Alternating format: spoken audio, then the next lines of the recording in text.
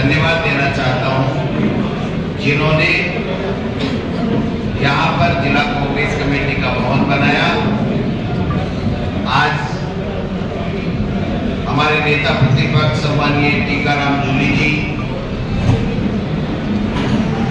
वैभव गहलोत जी,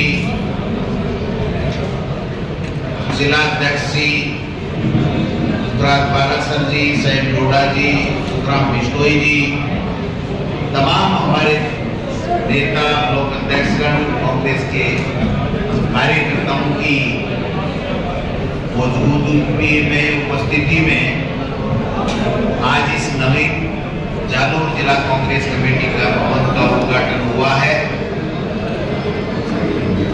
बहुत ही खुशी की बात है कि कांग्रेस कार्यकर्ताओं को बैठ करके अपनी संगठन की गतिविधियां, लोगों की समस्याएं और उसका चर्चा करने के लिए एक कांग्रेस का मंदिर बना है। इसके लिए मैं जिला अध्यक्ष जी को, ब्लॉक अध्यक्ष, मंडल अध्यक्ष, तमाम नेता, विधायक, पूर्व विधायक, प्रत्याशी, प्रधान, नगर पालिका, पंचायत समितियां, जिला परिषद, तमाम बूथ लेवल के कार्यकर्ताओं से लेकर के तमाम प्रदेश लेवल के नेताओं को सबको बहुत बहुत धन्यवाद, साधुवाद। इससे एक नई ऊर्जा कांग्रेस के कार्यकर्ताओं को मिलेगी और वैसे भी हमारे लिए सबके लिए खुशी की बात है कि ये जो साल है हमारे अखिल भारतीय कांग्रेस कमेटी ने संगठन का साल घोषित किया है और संगठन में संगठन का निर्माण और संगठन को बैठ करके अपनी चर्चा करने के लिए जो ब्लॉक स्तर के ऊपर, जिला स्तर के ऊपर तमाम भवन है, उनका भी हमें निर्माण करना है। तो आज जालोर में तमाम नेताओं ने, कार्यकर्ताओं ने मिलकर के जो ये बहुत ही सुंदर भवन, जिसमें सभी हमारे महान नेताओं के चित्र भी लगाए हैं, बड़ा हॉल है, सारी की सारी व्यवस्थाएं यहाँ पर एक संगठन को चलाने के लिए जितनी आवश्यकता होती है वो है। मैं केवल इतनी बात कहना चाहता हूँ कि 1.5 साल से जिस प्रकार से सरकार नाम की कोई चीज है नहीं, जिस दिन पर्ची निकली थी, उस पर्ची निकलने के बाद में आज 10 की 10 स्थिति है। बिजली, पानी, सड़क, चिकित्सा, शिक्षा, किसी विषय के ऊपर कोई काम नहीं हो रहा है। जो वादे किए गए थे वो वादे हवाई हो गए हैं। केवल डरा करके, विपक्ष की आवाज को दबा करके जो ये खेल चल रहा है, मैं समझता हूं कि ये लोकतंत्र के लिए खतरनाक है। आज एक सरकार बुजुर्गों की पेंशन बंद कर रही है, छोटे बच्चों के लिए इंग्लिश मीडियम स्कूल खोली थी उसको बंद कर रही है। जो हमारी कांग्रेस की सरकार, मुख्यमंत्री अशोक गहलोत जी का ड्रीम प्रोजेक्ट पूरे प्रदेश के लिए मुख्यमंत्री चिरंजीवी योजना, उस मुख्यमंत्री चिरंजीवी योजना को बंद कर दिया गया है। किसी गरीब का इलाज नहीं हो रहा है, पीने का पानी नहीं है। पूर्व मुख्यमंत्री बीजेपी की कह रही है कि पैसे मर रहे लोग, भ्रष्टाचार हो रहा है, जो पैसा या तो केंद्र से आ नहीं रहा है, आ रहा है तो वो भ्रष्टाचार की भेंट चढ़ रहा है।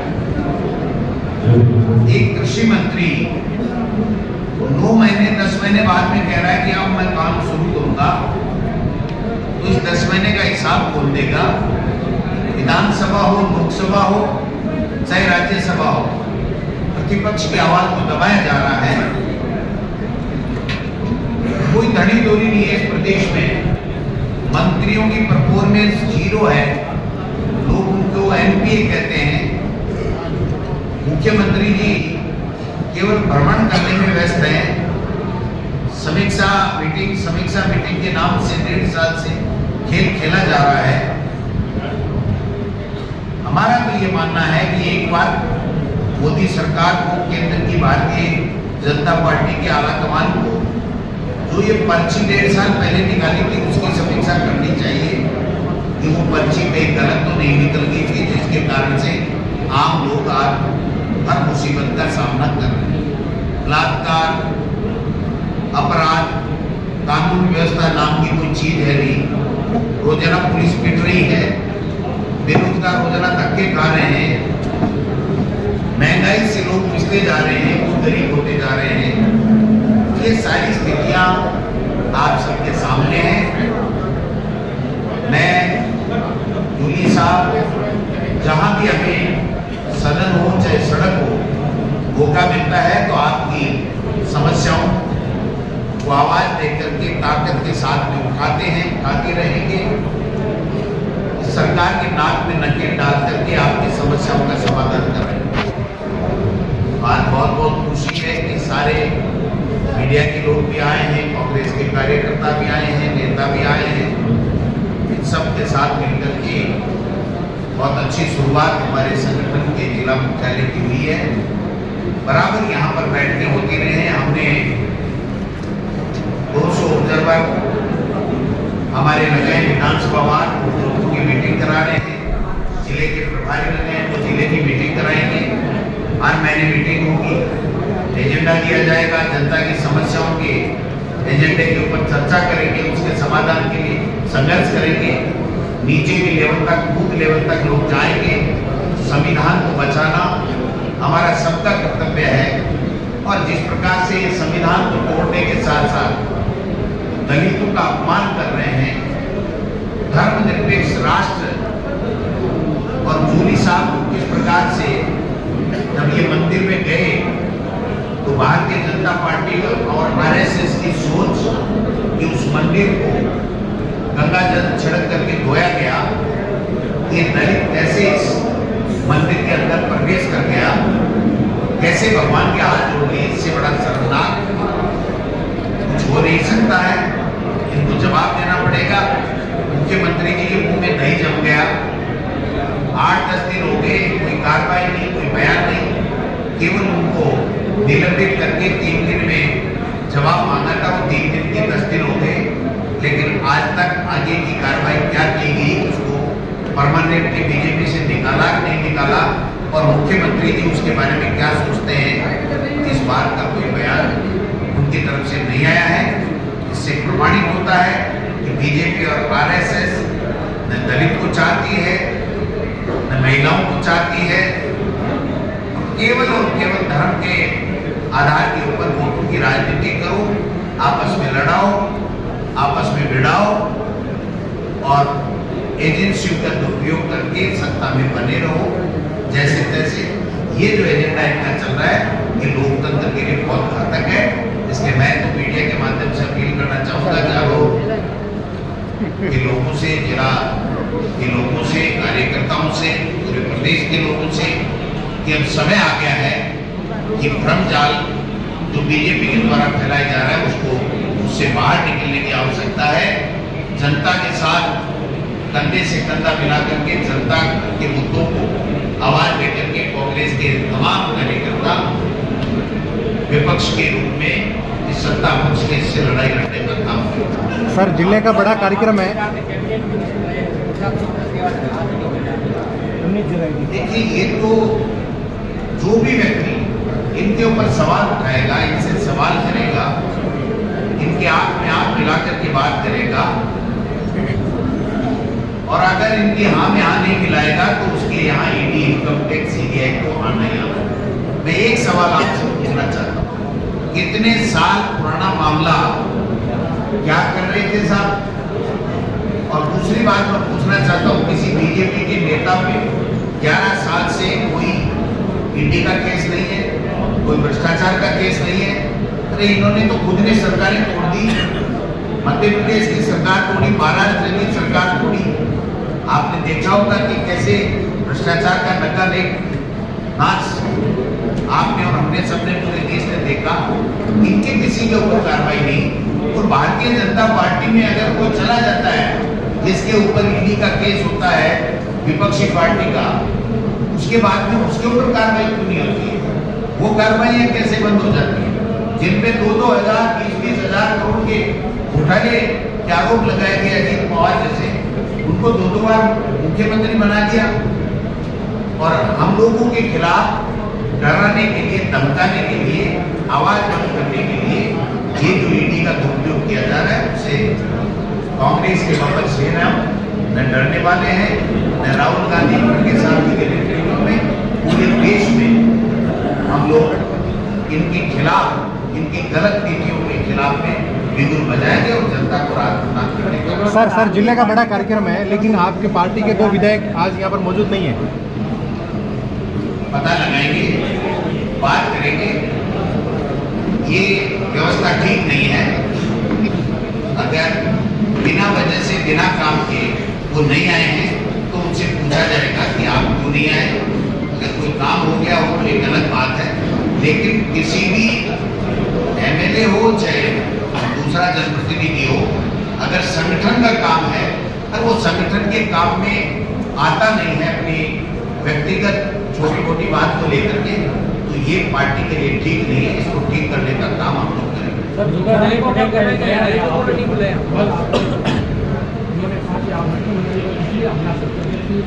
अहमदाबाद अधिवेशन में आपको साइडलाइन कल मैं तो मुख्यमंत्री के करता ही नहीं, पर्ची में करता हूँ।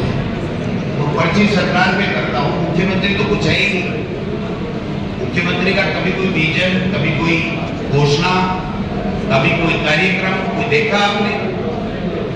तो सरकारी हेलीकॉप्टर से देव दर्शन कर रहे हैं तो अच्छी बात है। देव दर्शन के लिए बहुत अच्छे उपयुक्त तो मुख्यमंत्री हैं। भारतीय जनता पार्टी को चाहिए काम का मुख्यमंत्री भी यहाँ से बना दे तो अच्छा रहेगा। आपकी पार्टी के पूरे से घटना का ज्ञान है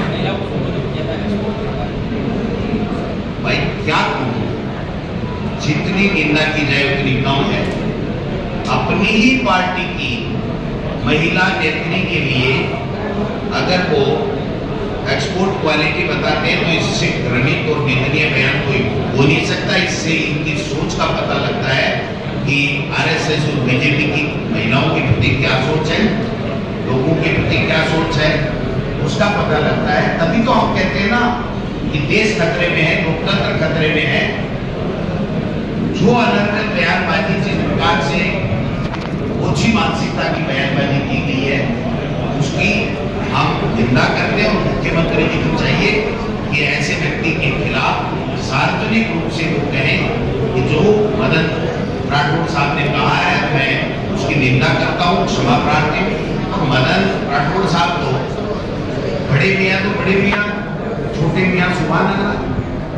आप बताइए कि वो तो जस्टिफाइड कर रहे हैं कि नहीं, मैंने ये नहीं कहा, मैंने ये कहा। मैं क्या बार शब्दों को उच्चार करूं, मैं ठीक नहीं लगता।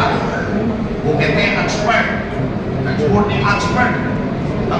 योग्यता, तो क्वालिटी आप किसी भी मात्र शक्ति को इस भाषा से संबोधित कर सकते हैं। क्या ये निंदनीय नहीं है? उनको माफी मांग लेनी चाहिए। फिर आज भी समय है वो माफी मांग लें दोनों कामों के लिए। टीकाराम जूली जी को जिस प्रकार से मंदिर में जाने के ऊपर उन्होंने गंगा जल से छिड़का, और जिस प्रकार से मदन राठौड़ साहब ने जो अपनी ही पार्टी की नेत्री के लिए जो अपमानजनक शब्दों का प्रयोग किया, उनके लिए माफी मांग लेनी चाहिए। सार्वजनिक सर संगठन पर्व आप बता रहे हैं, आपका भी बयान आया 3 बैठकों में नहीं आने वालों पर कार्रवाई कर रही है। रातन पर कांग्रेस इस तरह के एक्शन ले नहीं पा रही है, इसके पीछे बड़ी ले क्यों नहीं पा रहे? ले रहे तभी तो बयान दे रहे। बयान लगा आप देखना, 3 महीने जिस दिन हो जाएंगे, 3 महीनों में जिस पदाधिकारी की ब्लॉक में, जिले में, मंडल में उसकी हाजिरी नहीं होगी और प्रदेश कांग्रेस कमेटी में हाजिरी नहीं जाएगी, वो अपने पद से स्वतः मुक्त हो जाएगा। 4थे महीने में जो रिवाइज पीसीसी और पीसीसी हो, चाहे मंडल की बैठक कार्यकारिणी हो, वो रिवाइज आएगी और उसी हिसाब से आगे संगठन काम है।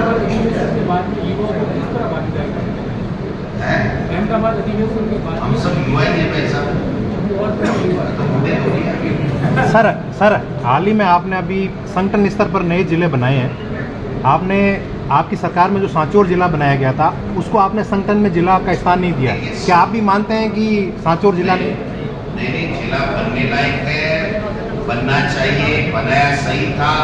आगे हमारी सरकार आएगी तो निश्चित रूप से दोबारा साजोर को जिला बनाएंगे। संगठन में जो हमारा कॉन्स्टिट्यूशन है वो ये कहता है कि या तो प्रशासनिक जिला होना चाहिए, नहीं तो 25 लाख से ऊपर की जिले की आबादी होनी चाहिए। जहां भी हमने जिला बनाया है, या तो संगठन ने जिला बना, प्रशासनिक जिला बन गया, या फिर उसकी आबादी उस जिला कांग्रेस कमेटी की 25 लाख से ऊपर है, तो वहां पर हमने एक और जिला बनाया। तो उस कैटेगरी में वो नहीं आता, इसलिए नहीं बना।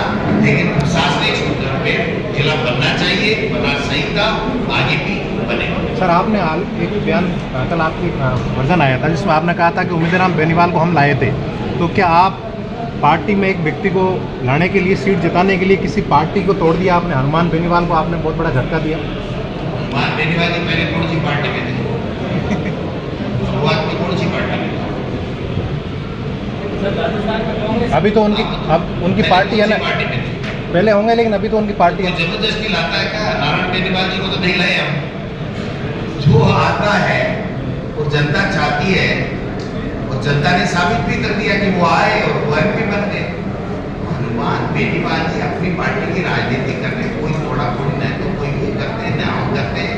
थोड़ा फोड़ी तो बीजेपी करती है, पैसे देके, डरा के, ईडी, इनकम टैक्स से धमका करके उसको तोड़ना कहते हैं। प्रेम से अगर कोई आना चाहता है और जनता चाहती है तो वो हनुमान बेनीवाल जी भी टिकटें देते हैं, हम भी टिकटें देते हैं। उनके यहाँ भी एमएलए बीजेपी में रही, कम से कम एक बार कहा रहेगी, उन्होंने टिकट दी, वो एमएलए बन गई, नहीं बनी तो अलग बात है। पहले हनुमान बेनीवाल जी भी बीजेपी में थे, अब की बार हमारे साथ में इंडिया गठबंधन के हमारे बहुत ही जिम्मेदार और अच्छे सांसद हैं, तो हमारे को झगड़ा नहीं है। आप जबरदस्ती मतलब माहौल मत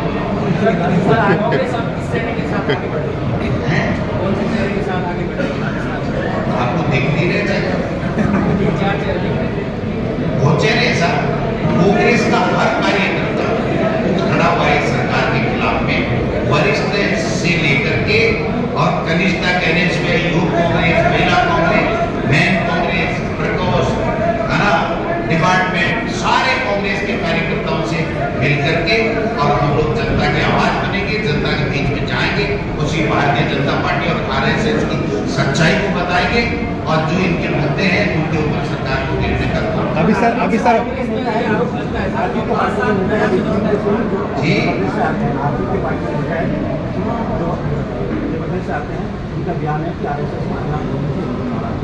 क्या हो गया आरएसएस से? कौन नाराज हो गया?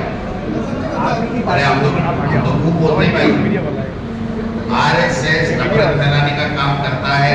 जूली जी भी बोलते हैं, मैं भी बोलता हूँ, अशोक जी भी बोलते हैं, सारे नेता बोलते हैं। जो गलत काम है उसके लिए गलत बात कहते हैं, सही काम है उसके लिए सही बात कहते हैं। डरता कौन है?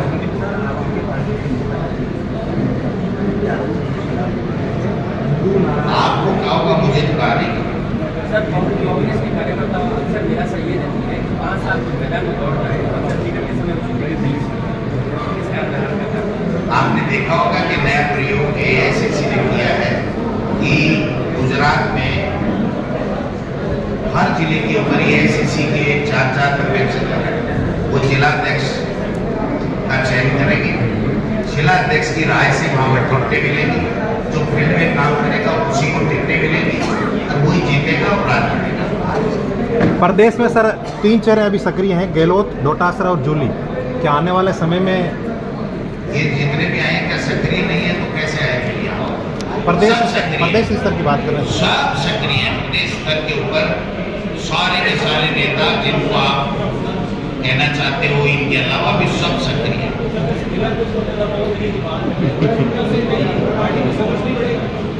ज्यादा क्या मतलब, संगठन को चलाए और अपनी राय दे सीसी के अंदर कि किसने वहां जमीन पे काम किया है, किसने कांग्रेस को सींचा है, किसने जनता के बीच में जाकर के उनकी दुख तकलीफ में भागीदारी की है।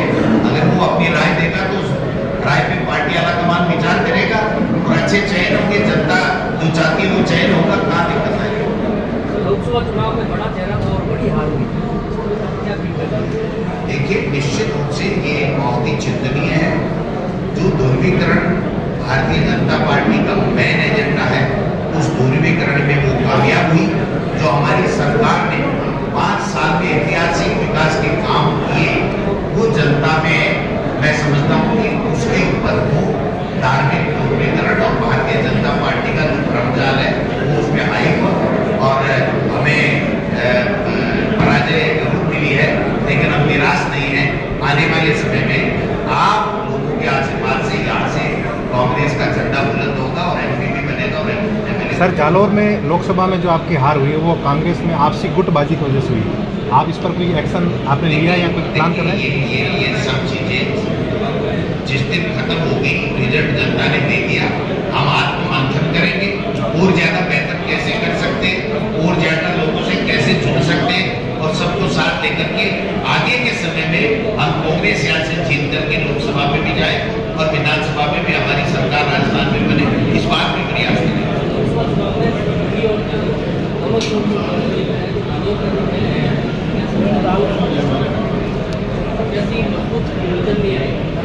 किसने कहा? एमपी कैंडिडेट कैसे कमजोर कैसे लगे आप? देखिए, आप समझे, उन दोनों को जानता ही नहीं था जो बीजेपी के जीते। ऐसा बीजेपी का भ्रमजाल चल गया, हमारा विकास कहीं न कहीं दिखा नहीं लोगों को। क्या ये मोदी जी चाहे जिसको भेज रहे हैं उनको कौन जानता है? समय था इनका, इनके झूठ का, इनके भ्रमजाल का, इनके धार्मिक ध्रुवीकरण का एक फेज आया था और उस फेज में कहीं नुकसान हुआ है, लेकिन उस नुकसान की भरपाई हम आने वाले समय में आप सबके आशीर्वाद से नहीं करेंगे। ये काम कार्यकर्ताओं को ये क्या कार्यकर्ताओं को यही मैसेज है हमारी सबकी ओर से कि आप फील्ड में जाइए, लोगों के बीच में जाइए, लोगों का दिल जीतिए, उनकी समस्याओं के साथ में सुख दुख में खड़े होइए और संगठन को मजबूत बनाइए। कांग्रेस पार्टी की विचारधारा को नीचे तक लेकर के जाइए। जो भारतीय जनता पार्टी, जो दिल्ली की सरकार है इनकी, चाहे राजस्थान की सरकार है, जो जनता के हित की जो भी योजनाएं लेकर के आती है उनका विरोध कीजिए। जो गलत काम करती है, जो भ्रष्टाचार करती है, उसको उजागर कीजिए और सब मिलकर के जो धर्मनिरपेक्षता हमारा मूल मंत्र है हमारे संविधान का, उसके हिसाब से चल करके और जनता की सेवा कीजिए, निश्चित रूप से फलन चाहिए।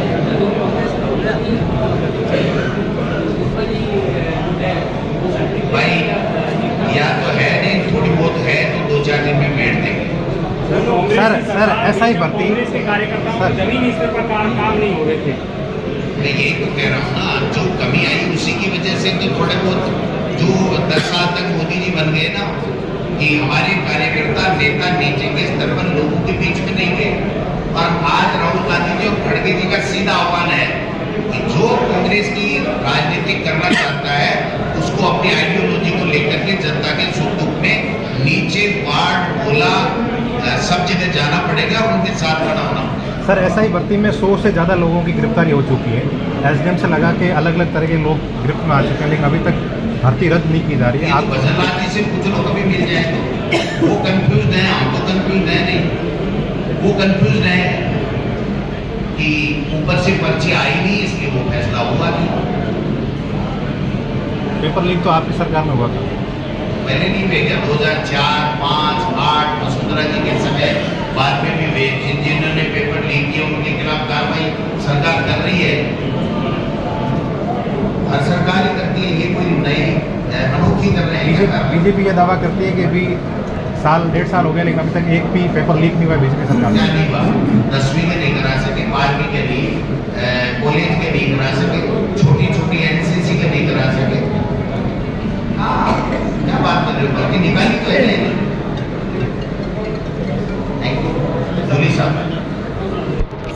ऐसी ही अनेक खबर देखने और सुनने के लिए जालोर न्यूज़ को ज़्यादा से ज़्यादा लाइक, शेयर, कमेंट और शेयर जरूर करें। धन्यवाद।